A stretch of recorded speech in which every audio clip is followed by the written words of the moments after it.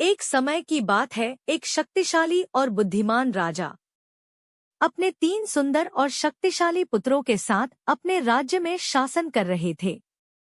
तीनों राजकुमार अपनी युवावस्था में सुंदर और समक्ष थे और प्रजा उन्हें बहुत प्रेम करती थी। राजा ने एक दिन यह सोचने लगे कि उनके पुत्रों में से किसे अपना उत्तराधिकारी चुने। इसके बारे में राजा ने अपने मंत्री से सलाह ली, जो हमेशा बुद्धिमान और राज्य के हित की बातें सोचते थे। मंत्री ने राजा को एक सुंदर सलाह दी। महाराज, तीनों राजकुमार अच्छे हैं और तीनों को ही राज्य चाहिए, तो अब कुछ ऐसा किया जाए ताकि तीनों की शादी हो जाए और सबसे अच्छे राजकुमार को राजा बनाया जाए। राजा को मंत्री की यह बात अच्छी लगी। इसके बाद राजा ने एक धनुष वाली प्रतियोगिता करने का निश्चय किया, जिसमें राजकुमारों को धनुष पर बाण चढ़ाकर तीर चलाना होगा और तीर जिस दिशा में जाकर गिरेगा उस दिशा के राजा की बेटी से उसकी शादी होगी। राजा ने इस प्रतियोगिता के लिए राज्य भर में घोषणा कर दी और सभी लोग उत्सुक होकर इस स्वयंवर का इंतजार करने लगे। आखिरकार स्वयंवर का दिन आया और राज दरबार में सभी प्रजा और राज्य के सामंत इकट्ठा हुए। तीनों राजकुमार अपने अपने धनुष लेकर तैयार थे और तीनों ने अपने तीर अपने अपने निशानों पर छोड़ दिए। सबसे बड़े राजकुमार के तीर पश्चिम की ओर गिरा, दूसरे राजकुमार का तीर उत्तर की ओर गिरा, पर जैसे ही तीसरे राजकुमार का बाड़ी आया तो उसका हाथ हिल गया और उसका तीर सरोवर में जाकर गिरा। इसके बाद राजा ने अपने सैनिकों को भेजा कि जाओ देखो तीर कहाँ कहाँ गिरे हैं और जिस राज्य में गिरे हैं वहाँ के राजा से हमारे पुत्रों की शादी की बात करो। सैनिक चारों दिशाओं में तीर खोजने के लिए निकल गए। दोनों राजकुमारों के तीर तो राजाओं के राज्य में जाकर गिरे थे। सैनिक ने आकर महाराज को बताया कि छोटे राजकुमार का तीर एक सरोवर में मेंढकी की मुख में मिला। राजा मजबूर थे, क्योंकि उन्होंने वादा किया था कि जिस दिशा में राजकुमारों के तीर जाएंगे उसी दिशा की राजकुमारी से शादी होगी। तो उन्होंने अपनी वादा के अनुसार छोटे राजकुमार की शादी मेंढकी के साथ और दोनों बड़े राजकुमारों की शादी राजकुमारियों के साथ करवा दी। पहले के लोग अपनी बात के बहुत पक्के होते थे, इसलिए राजा ने अपनी बात रखे। यहाँ अब छोटा राजकुमार बहुत दुखी और उदास रहने लगा। दोनों बड़े राजकुमार और उनकी पत्नियां छोटे राजकुमार का मजाक उड़ाने लगे। एक दिन राजा ने फिर से सोचा कि क्यों ना एक प्रतियोगिता करवाई जाए ताकि तीनों बहुओं में से सबसे अच्छी बहू का पता चल सके। यह बात राजा ने अपने मंत्री से कहा। मंत्री ने सलाह दी कि तीनों राजकुमारियों को परखा जाए। राजा को यह बात बहुत अच्छा लगा। राजा ने कहा, सुबह तीनों बहू की रसोई होगी, जो सबसे अच्छी खीर बनाकर खिलाएगी वही सबसे अच्छी बहू होगी। इसके बाद तीनों बहुओं को प्रतियोगिता के बारे में बता दिया गया। यह जानकर छोटा राजकुमार अपने कक्ष में आकर परेशान होकर बैठ गया। थोड़ी देर बाद मेंढकी की उसके पास आई और उससे पूछा, क्या हुआ? मेंढकी को बोलता देख राजकुमार के होश उड़ गए। उसने कहा, तुम कैसे बोल सकती हो? तुम तो एक मेंढकी हो। मेंढकी ने राजकुमार से कहा, वक्त आने पर मैं इसका रहस्य आपको बताऊंगी, आप मुझे बस इतना बताओ कि आप परेशान क्यों हैं। तब राजकुमार ने राजा की प्रतियोगिता के बारे में मेंढकी को सब कुछ बता दिया। यह सुनकर मेंढकी ने कहा, आप बेफिक्र होकर सो जाइए, सुबह मैं आपको खीर बनाकर दे दूंगी। इतना सुनकर राजकुमार सो गया। राजकुमार को सोता देख मेंढकी दरवाजा से नीचे निकल गई और राज दरबार से होते हुए सरोवर की तरफ बढ़ गई। सरोवर के किनारे पहुंचकर उसने 3 बार ताली बजाई। ताली बजाते ही वह एक सुंदर स्त्री के रूप में बदल गई, जो चांदनी से भी ज्यादा चमकदार थी। फिर उसने जोर से आवाज लगाई, आओ सखियों, दुख सुख की बातें करो। उसकी आवाज सुनते ही सरोवर से 7 मेंढकियां बाहर निकली और उन्होंने भी 3 बार ताली बजाई, तो वे भी सुंदर स्त्रियों के रूप में बदल गई। अब 8 स्त्रियां एक दूसरे के गले मिली राई, हंसी, सुख दुख की बातें की। अब उस मेंढकी ने 7 मेंढकियों को प्रतियोगिता के बारे में बताया। सब वे फिर से मेंढकी के रूप में आ गई और राजमहल के दरवाजे से आते हुए राजकुमार के कक्ष में पहुंच गए। राजा ने प्रतियोगिता का सामान पहले ही तीनों बहुओं के कक्ष में पहुंचा दिया था, इसलिए कक्ष में आते ही आठों मेंढकी फिर से स्त्रियों के रूप में बदल गई और खीर बनाने लगी। बहुत ही सुगंधित और स्वादिष्ट खीर के साथ आठों ने खीर बनाई और जैसे ही रात का दूसरा पहर बिता और सुबह होने वाली थी, सातों मेंढकी अंदर दरवाजे से होते हुए फिर से सरोवर में जाकर समा गई और वह मेंढकी भी अपने मेंढक रूप में जाकर बिस्तर पर सो गई। जब सवेरा हुआ, राजकुमार का आंखें खुली और जैसे ही प्रतियोगिता का ध्यान आया, वह फिर से उदास हो गया। राजकुमार को उदास देख मेंढकी ने कहा, स्वामी उदास मत हो, खीर बनकर तैयार है, आप पिताजी महाराज के सामने पेश कर सकते हैं।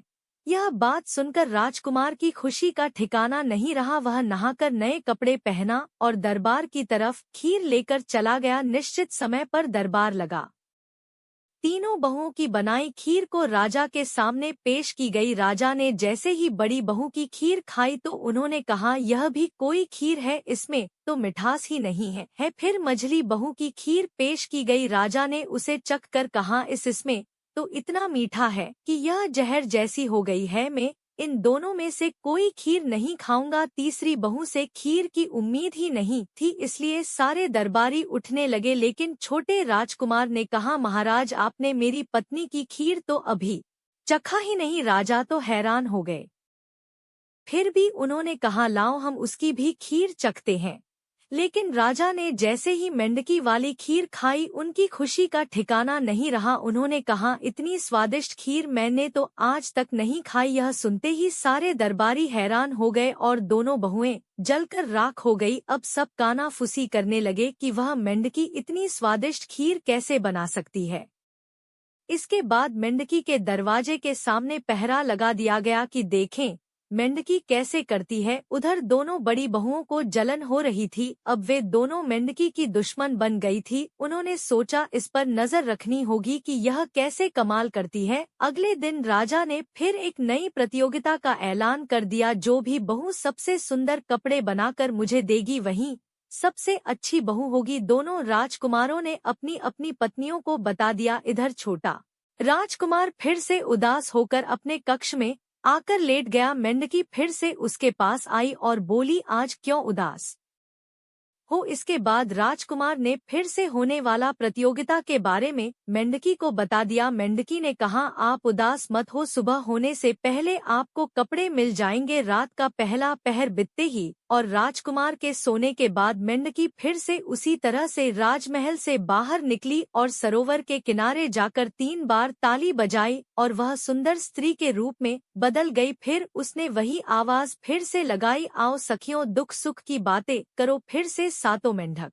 अंदर सरोवर से बाहर आकर उन्होंने भी 3 बार ताली बजाकर सुंदर स्त्री के रूप में बदल गई। फिर से आठों स्त्रियां गले मिली, रोई, हंसी और दुख सुख की बातें की। उस मेंढकी ने सातों मेंढकियों को प्रतियोगिता के बारे में बताया और आठों इस तरह दरवाजे से नीचे होकर मेंढकी वाले कक्ष में आ गई। बहुत ही सुंदर सलमा सितारे से बने हुए रेशमी कपड़े तैयार हो गए और जैसे ही सुबह होने लगे, सातों मेंढक अंदर दरवाजे के नीचे से नौकर सरोवर में जाकर गायब हो गई और इधर मेंढकी भी अपने मेंढक के रूप में आ गई। जब सवेरा हुआ, राजकुमार उठा और फिर से उदास हो गया। तब मेंढकी ने कहा, स्वामी कपड़े तैयार है, आप पिताजी महाराज को जाकर भेंट करें। यह सुनकर राजकुमार खुशी से दरबार जाने को तैयार हुआ। सही समय पर दरबार लगा। तीनों राजकुमार अपनी अपनी पत्नियों द्वारा बनाए गए कपड़े लेकर दरबार में हाजिर। बड़ी बहू के कपड़ा भेंट किए गए तो राजा ने देखा यहाँ वहाँ कट लगे हुए थे। राजा ने कहा, छी यह भी कोई कपड़ा है, और उन्होंने ने अपने नौकर को कपड़े दे दिए। फिर दूसरे बहू के कपड़े भेंट किए गए, वह भी राजा को पसंद नहीं आए, वे भी नौकर को दे दिए गए। अब छोटे राजकुमार की बारी आई। छोटे राजकुमार ने जैसे ही कपड़े भेंट किए तो राजा देखते ही खुश हो गए। बोले, यह तो त्योहारों पर पहने लायक कपड़े हैं। तुम्हारी पत्नी ने बहुत ही सुंदर और बहुत ही अच्छे कपड़े बनाए हैं। यह सुनकर दोनों राजकुमार भुन हो गए। अब उन्होंने एक चाल सोची। उन्होंने राजा से कहा, पिताजी अब कोई फैसला ना ले, अभी अगर आप फैसला लेते हैं तो जल्दबाजी होगी, हमारे कहने पर एक और प्रतियोगिता करवाई जाए। इसके बाद राजा ने कहा ठीक है, एक और प्रतियोगिता करवा लेते हैं। राजा ने कहा कल दरबार में तीनों बहुओं में से जो सबसे अच्छा गाना गाएगी वही सबसे अच्छी बहू होगी और उसी को राजगद्दी मिलेगी। यह सुनकर दोनों राजकुमारों ने आकर अपनी पत्नियों को बताया तो वे बड़ी खुश हुई और दोनों ने सोचा अब हम वही करेंगे जो मेंढकी करेगी, जो वह करती है वही राजा को पसंद आ जाता है। अब हम भी वही करेंगे जो वह करेगी। यह सोचकर एक छोटे से छेद से दोनों उसके दरवाजे में झांक कर देखने लगी। हर दिन के जैसा छोटा राजकुमार अपने कक्ष में आया और प्रतियोगिता के बारे में मेंढकी को बताया। उस दिन राजकुमार भी जानना चाहता था कि आखिर मेंढकी का राज्य क्या है। वह सोने का बहाना करके अपने बिस्तर पर लेट गया। मेंढकी समझ गई थी कि उसकी दोनों जेठानियां उसे देख रही है। मेंढकी भी चालाक थी, वह उठी और ढेर सारा ठंडा पानी पिया और सो गई। दोनों जेठानियां यह देखकर चौंक गई, यह क्या, यह तो ठंडा पानी पीकर सो गई। छोटी रानी ने कहा नहीं, जैसा इसने किया है हम भी ऐसा ही करेंगे। और दोनों राजकुमारियों ने ढेर सारा ठंडा पानी पिया और दोनों सो गए। कुछ समय बाद जब मेंढकी ने देखा कि खतरा टल गया तो वह उठी और उसी तरह से राजमहल के दरवाजे के नीचे से होकर सरोवर के किनारे जा पहुंची। इधर राजकुमार भी उसकी जासूसी कर रहा था। वह भी मेंढकी के पीछे पीछे जाकर सरोवर के किनारे जा पहुंचा। उसने सब देख लिया था कि मेंढकी क्या करती है। जैसे ही वहां अपने असली रूप में आई और उसकी सखियां बाहर आई, राजकुमार ने हैरानी से चिल्ला दिया। जैसे ही उन्होंने राजकुमार को देखा तो उन्होंने कहा राजकुमार, आपको ये सब नहीं देखना चाहिए था, पर अब आपने देख लिया तो मैं आपको अपना राज। तब मेंढकी ने राजकुमार को बताया राजकुमार, कुछ साल पहले मैं एक सुंदर राजकुमारी थी। एक साधु को हमने बहुत तंग कर दिया था। वह साधु सरोवर के किनारे तपस्या कर रहे थे और मैं अपनी इन 7 सखियों के साथ सरोवर में नहा रही थी। हमें पता नहीं था कि साधु यहाँ तपस्या कर रहे हैं। हम अपनी एक दूसरे के ऊपर उछाल रहे थे और वह अपनी बार बार साधु के ऊपर गिर रहा था, जिससे उनकी तपस्या भंग हो रही थी। साधु ने गुस्से में आकर हमें श्राप दिया, जिस तरह से तुम उछल कूद कर रही हो उसी तरह तुम एक मेंढक बनकर पूरी जिंदगी उछल कूद करना और इसी सरोवर में रहना। यह सुनकर हमें बहुत दुख हुआ, हमने बहुत रोई और घर आकर अपने माता पिता को यह बात बताई तो हमारे माता पिता भी साधु से माफी मांगी, हमें माफ करने की गुजारिश की। साधु को हम पर दया आ गई। उन्होंने कहा जिस दिन कोई सच्चा आदमी तुम्हारे लिए अपने शरीर का कोई अंग काटकर उसका खून हमारी तपोस्थली पर चढ़ाए, उसे दिन अपनी असली रूप में आ जाओगी। तब तक तुम हर रात कुछ समय के लिए असली रूप में आ जाओगी। यह कहकर साधु उसे दिन से हम एक सच्चे आदमी की तलाश में इस सरोवर में भटक रहे हैं। हम रोज रात को कुछ देर के लिए अपने स्त्री रूप में आते हैं और फिर मेंढक बन जाते हैं। इसी तरह हमारी जिंदगी कट रही है। यह सुनकर राजकुमार ने कहा मैं तुम्हारे लिए अपना अंग चढ़ाऊं तो राजकुमारी ने कहा नहीं राजकुमार, मैं तुमसे प्यार करती हूँ और तुम्हारी जान मैं नहीं ले सकती।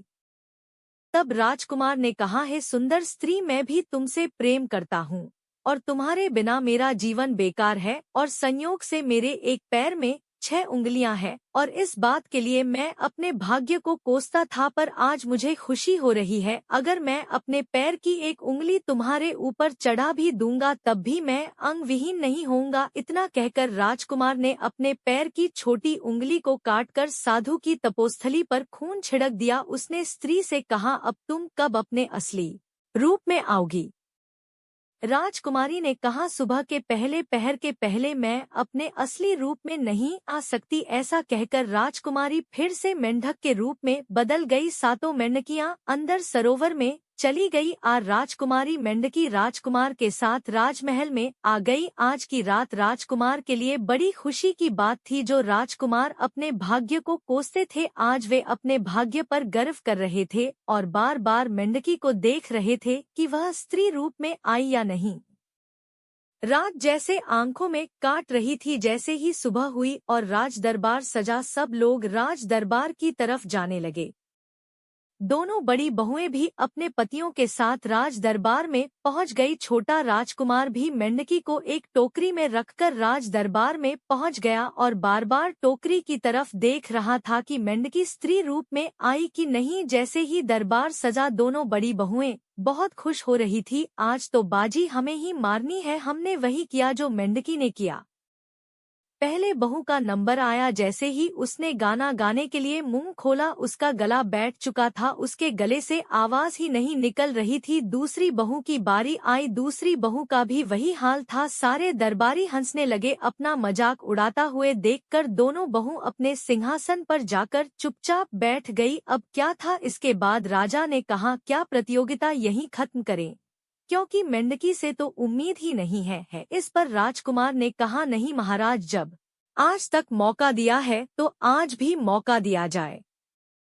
सभी दरबारी कानाफूसी कर रहे थे कि अब क्या यही दिन देखना है कि मेंढकी गाना गाएगी। तभी अचानक से टोकरी के पास एक प्रकाश फैला। इतना तेज प्रकाश कि सबकी आंखें चौंक गई और मेंढकी एक सुंदर स्त्री के रूप में बदल गई और सब लोग एक तक उसे देखते रह गए। इतनी सुंदर कन्या उन्होंने आज तक कहीं नहीं देखी थी। वह कन्या राजा के सामने आई और दोनों हाथ जोड़कर राजा को प्रणाम किया और गाना गाने की अनुमति मांगी। राजा ने आज्ञा दे दी। जैसे ही उसे कन्या ने गाना शुरू किया, सारे राज दरबारी मंत्र मुग्ध हो गए। ऐसा गाना उन्होंने आज तक कभी नहीं सुना था। गाना खत्म हुआ और सारे दरबारी जैसे उसके गाने में खो गए थे। उनकी तंद्रा टूटी तो उन्होंने तालियों की गड़गड़ाहट से उसके गाने की तारीफ की और सबने उस कन्या बहुत प्रशंसा की। राजा भी उससे बहुत खुश हुए और उसे मेंढकी होने का राज जानने को चाहा। राजकुमारी ने सब कुछ राजा को बता दिया। उसके बाद राजा ने सबसे अच्छी बहू का गौरव अपनी छोटी बहू को दिया और अपने छोटे राजकुमार को उत्तराधिकारी बना दिया। कुछ समय बाद दोनों की फिर से रीति रिवाज से शादी कर दी गई। दोनों राजा रानी बने और खुशी खुशी महल में रहने लगे।